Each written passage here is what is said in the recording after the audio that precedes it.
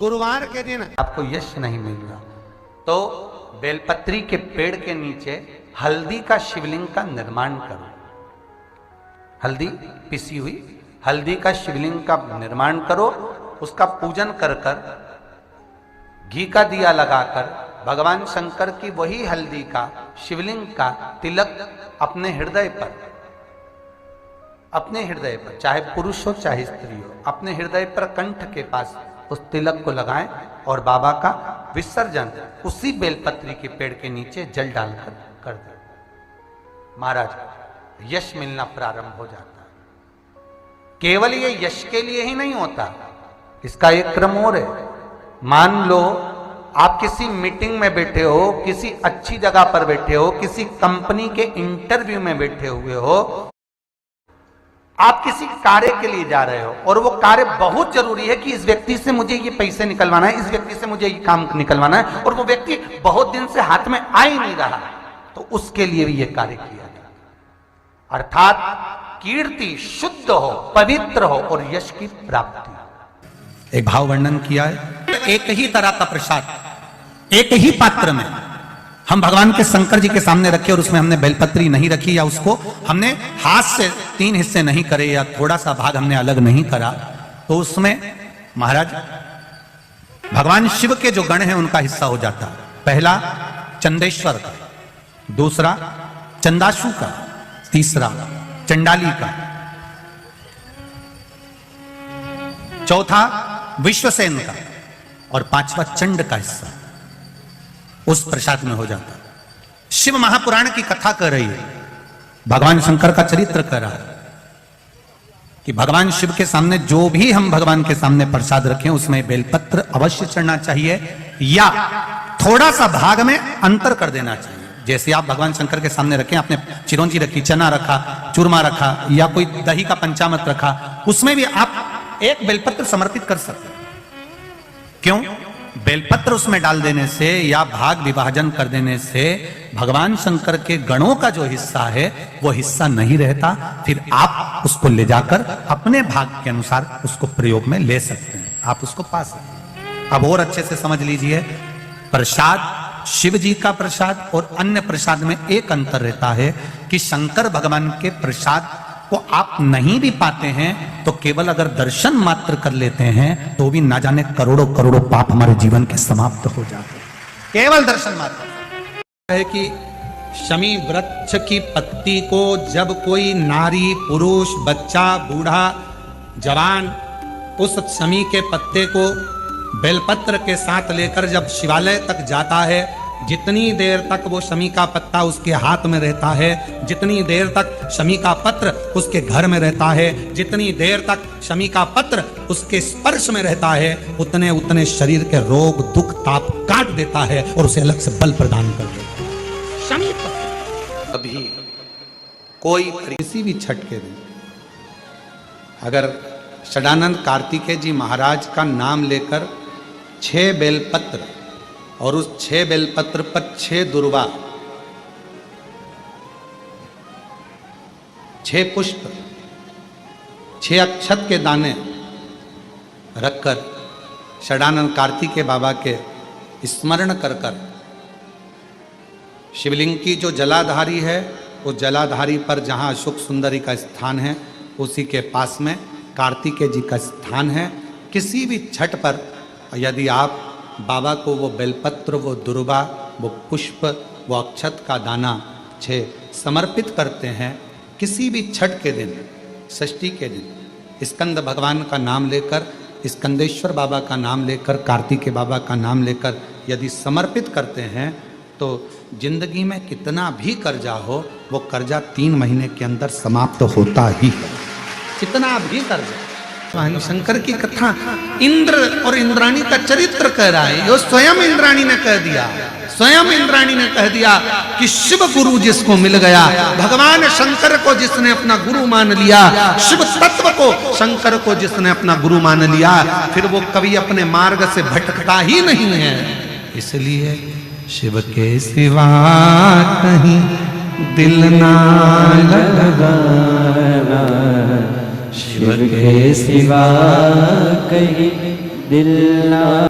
और हम फिर निवेदन करें मेरी जीजियों से, मेरे जीजाओं से, मेरी बेटियों से, बेटाओं से, मेरी माताओं से, यदि संसार सागर में तुमको कोई असली गुरु ना मिले, संसार सागर में तुमको कोई ऐसा गुरु ना मिले जो तुम्हारे मन के हिसाब से ना हो, संसार सागर में कोई तुमको ऐसा गुरु ना मिले जो तुम्हें पथ ना बता रहा हो, सही मार्ग ना दिखा रहा हो, तब तक कोई गुरु मत बनाना। और आखिरी में भी अगर कोई गुरु ना मिले तो शंकर जी के मंदिर में जाना, एक बेलपत्र को सीधे हाथ में लेकर और श्री शिवाय नमस्तुभ्यम ओम नमः शिवाय बोलकर बाबा को बेलपत्र चढ़ाकर बाबा को ही अपना गुरु बना लेना और उसी से गुरु मंत्र प्राप्त करना। उसी से महापुराण की कथा कहती है, अगर मन में कोई संशय उत्पन्न हो गया, मन में कोई बड़ी भारी संकट उत्पन्न हो गया, कोई ऐसी बात तुम्हारे मन में आकर खड़ी हो गई है जिस बात का कोई निर्णय नहीं निकल रहा, तो बेलपत्र को हाथ की हथेली में रखकर अपने हृदय से उसको लगाकर मन से बाबा को अपने मन की बात कहकर जब वो बेलपत्र हम शिव जी को समर्पित करते हैं, मान लो हम कुछ नहीं कह पाए बाबा भोलेनाथ जी को, हम अपने दिल की बात शंकर भगवान को कुछ नहीं बता पाए और कुछ रह भी गया, तो हमारे मन की बात भगवान देवाधिदेव महादेव स्वीकार कर लेते हैं एक बेलपत्र के माध्यम से। जो हम चाहते हैं शिव उसको स्वीकार कर कर हमारी झोली खुशियों से भरना प्रारंभ कर। एक बेलपत्र हमारी पूरी बात को शिव जी तक कह देता है। अगर किसी का तलाक हो रहा है, छूट रहा है, संबंध खत्म हो रहा है, तो आज भी महाराज श्री हरि और हर इन दोनों का साझा कर कर यदि नंदी से लेकर भगवान शंकर के शिवलिंग तक, नंदी से लेकर भगवान शंकर के शिवलिंग तक एक मौली जो लाल पीला धागा होता है ना, जिसको हाथ में बांधते हैं पूजन के टाइम पर, तो वो लच्छा, वो नाड़ा, वो मौली जो है वो जो बांधने वाला है, नंदी का जो एक चरण खड़ा हुआ है, बाकी का चरण एक आगे का नीचे दबा हुआ है, पीछे का चरण भी दबा है, पर एक नंदी का चरण ऊपर है, उस चरण से लेकर भगवान शंकर के शिवलिंग तक एक सूत्र को बांधा जाए और उस सूत्र को 7 जगह पर बेलपत्र रखकर उठा लिया जाए और उठाने के बाद में किसी भी बेलपत्र के वृक्ष के नीचे वो 7 बेलपत्र समर्पित कर कर वो धागा लेकर 7 परिक्रमा अगर बेलपत्र की करी जाए और जिससे संबंध टूट रहा है उसी से वापस प्रेम बढ़ाया जाए, तो वो स्मरण कर कर अगर 7 परिक्रमा उस धागे के साथ में कर कर हाथ में अगर बांधा जाए तो कितना भी दम लगा ले कोई व्यक्ति तलाक हो ही नहीं सकता। स्नेह बढ़ेगा ही, प्रेम बढ़ेगा ही, वो टूट नहीं सकता, उसको तोड़ा नहीं जा सकता। सुंदरेश्वर महादेव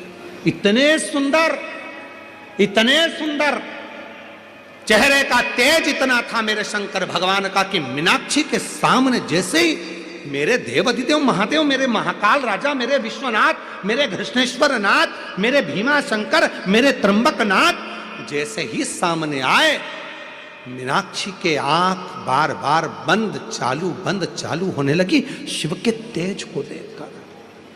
शिव इतने सुंदर थे, इतने सुंदर। आज भी शिव महापुराण की कथा कहती है जिसके शरीर में काया का रोग हो जाता है, सोराइसिस जैसी बीमारी हो जाती है, खाल निकलने लगती है, चेहरे पर कालापन आ जाता है, आंखों के नीचे कालापन आ जाता है, या शरीर में काले काले धब्बे पूरे शरीर में कहीं पर भी पड़ जाएं, डॉक्टर का इलाज करवाओ, डॉक्टर को शिव मानो, जो दवाइयाँ दे वो खाओ, जांचें करने की बोले जांचें कराओ, पर साथ में एक काम और करो, शंकर भगवान को 5 बेलपत्र 5 दुर्वा समर्पित कर कर एक ही लोटे से 5 बार थोड़ा थोड़ा जल सुंदरेश्वर महादेव के नाम से चढ़ाओ। कौन से महादेव? सुंदरेश्वर महादेव।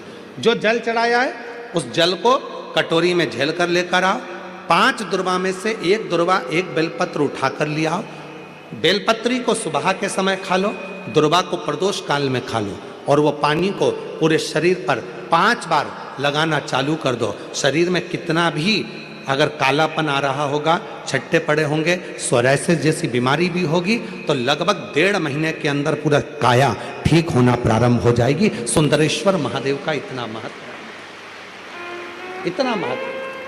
कौन से महादेव? सुंदरेश्वर महादेव, शिव का प्रतिबिंब स्वरूप देखा। मीनाक्षी ने शंकर भगवान का स्वरूप देखा। राजा मलय ध्वज को मालूम पड़ा और राजा मलय ध्वज ने हाथ जोड़कर सुंदरेश्वर महादेव के साथ में मीनाक्षी देवी का मंगल विवाह कर दिया।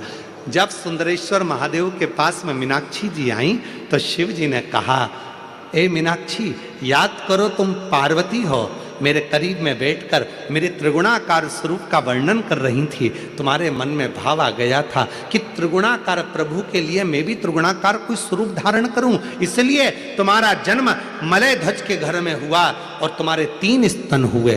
3 स्तन होने पर तुम्हारा एक स्तन मुझे देखकर नीचे गिरा और तुम मुझे सुंदरेश्वर महादेव के रूप में प्राप्त कर ली। हे मीनाक्षी, संसार सागर के उद्धार के लिए तुम मीनाक्षी के रूप में पूजाओगी और मैं सुंदरेश्वर महादेव के रूप में पूजाऊंगा।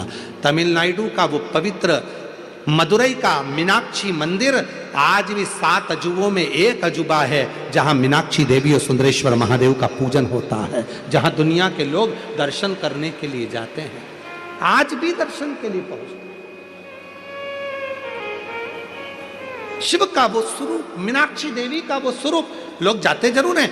कहां गए थे? मदुरई गए थे। कहां गए थे? तमिलनाडु में मदुरई में मीनाक्षी मंदिर गए थे दर्शन करने का। इतना बड़ा मंदिर, 7 अजूबों में एक मंदिर। कभी मदुरई के उस मीनाक्षी मंदिर का इतिहास थोड़ा तो स्मरण में लाओ कि आखिर मीनाक्षी देवी थी कौन, सुंदरेश्वर महादेव थे कौन, क्यों प्रकट हुए, क्या कारण बन गया था कि माता मीनाक्षी के 3 स्तन हो गए थे, कारण क्या बन गया था, उसका स्मरण अपनी बुद्धि में होना चाहिए। आने वाली पीढ़ी, आने वाले बच्चे जब मदुरई जाएंगे तो आप उनको बता सकती हो कि यह मीनाक्षी देवी का मंदिर है, जो माँ पार्वती का स्वरूप था। त्रिगुणाकार प्रभु के लिए त्रिगुण स्वरूप धारण करा था, इसलिए इनके 3 स्तन हो गए थे। बच्चे पूछेंगे, मम्मी ये कौन सी माता है जिनके 3 स्तनों का दर्शन होता है? बताना पड़ेगा आपको कि त्रिगुणाकार प्रभु के लिए त्रिगुणाकार स्वरूप धारण करने वाली वो मां मीनाक्षी थी, वो माता मीनाक्षी का स्वरूप। त्रिगुणाकार प्रभु के लिए वो मां मीनाक्षी। समय आया, देवराज महाराज आनंद पाए कि भगवान ने हमारे साथ बुरा करा। लोग कहते हैं अच्छे लोगों के साथ बुरा क्यों होता है, पर याद रखना अच्छे के साथ बुरा इसलिए होता है कि भगवान उसको पकड़कर अपनी मंजिल तक ले जाना चाहता है। बुरा इसलिए हो रहा है कि भगवान उसको संभालना चाहता है। बुरा इसलिए हो रहा है क्योंकि वो उसको हाथ पकड़कर उसकी मंजिल तक पहुंचाना चाहता है।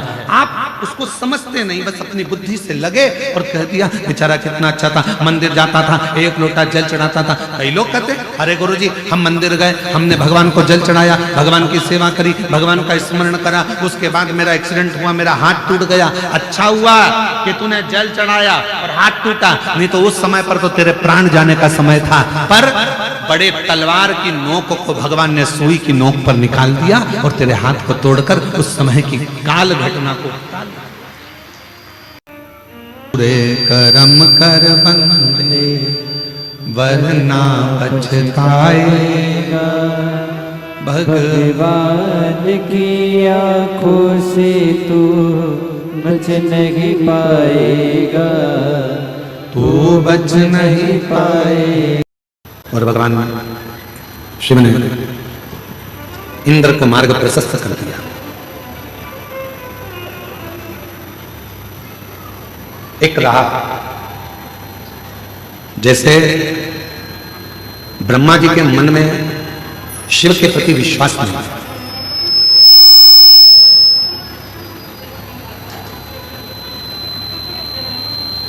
और ब्रह्मा जी के मन में जब भगवान देवादिदेव महादेव के प्रति विश्वास नहीं था, भरोसा नहीं था, दृढ़ता नहीं थी, तो ब्रह्मा जी बहुत भटके।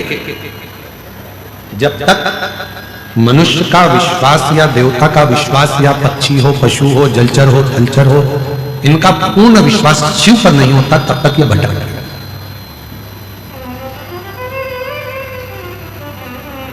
शिवलिंग में चरण ढूंढने का प्रयास मत करो, शिवलिंग में भगवान शंकर का मुख ढूंढने का प्रयास मत करो, शिवलिंग में शीश ढूंढने का प्रयास मत करो।